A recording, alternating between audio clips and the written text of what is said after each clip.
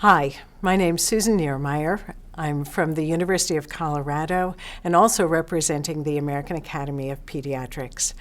And I'd like to talk a bit about helping babies survive as an educational framework to improve neonatal survival.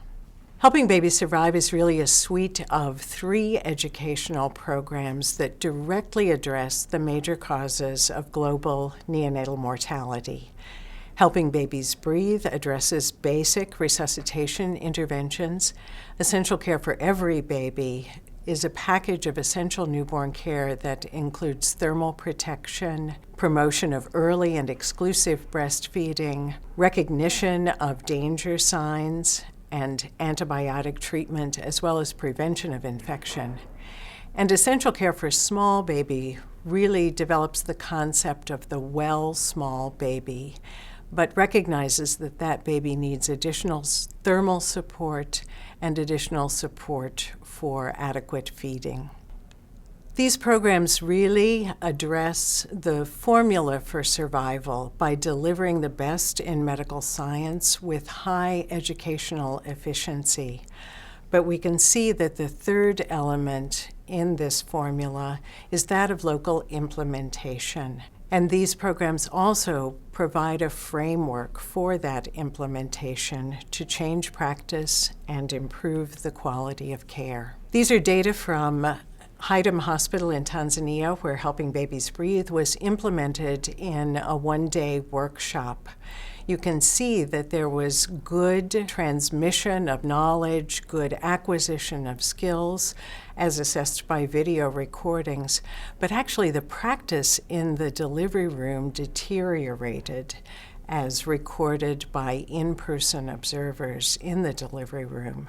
For those of you who do education, this is probably not a huge surprise because it's really infrequently that a single educational intervention changes our practice. But the group in Haydn knew they needed to change practice, and so what they did was institute a system of low-dose, high-frequency practice, frequent interactions with the mannequin, opportunities to practice bag mask ventilation, debriefings of actual resuscitations, and a champion, a midwife, who really empowered the providers to use the skills that they had acquired.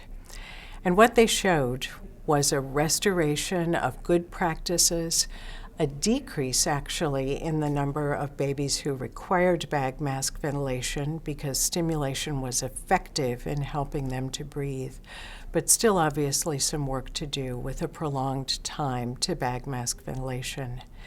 The most important finding, though, was that this institution of low-dose, high-frequency practice significantly decreased fresh stillbirth.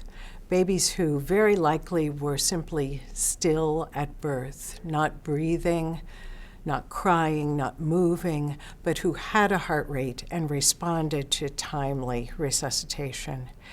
It also decreased death in the first 24 hours significantly in this single center, and those results were replicated in a larger population-based study that showed a similar and very significant decrease in fresh stillbirth over 2 years after implementation of Helping Babies Breathe training, and then this system of low-dose, high-frequency practice.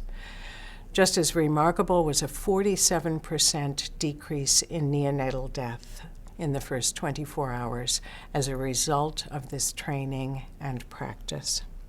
So the key lessons from Helping Babies Survive are really that simplicity and clarity in education open the door for change. Facility-based skills training initiates change. Mentoring and empowerment of health workers solidifies change, and monitoring data collection and then utilization of that data in quality improvement cycles can document and support continued change. Helping Babies Survive can really have a catalytic role as well, that once change is realized in newborns, then it can be extended to their mothers and extended to other aspects of improving newborn care.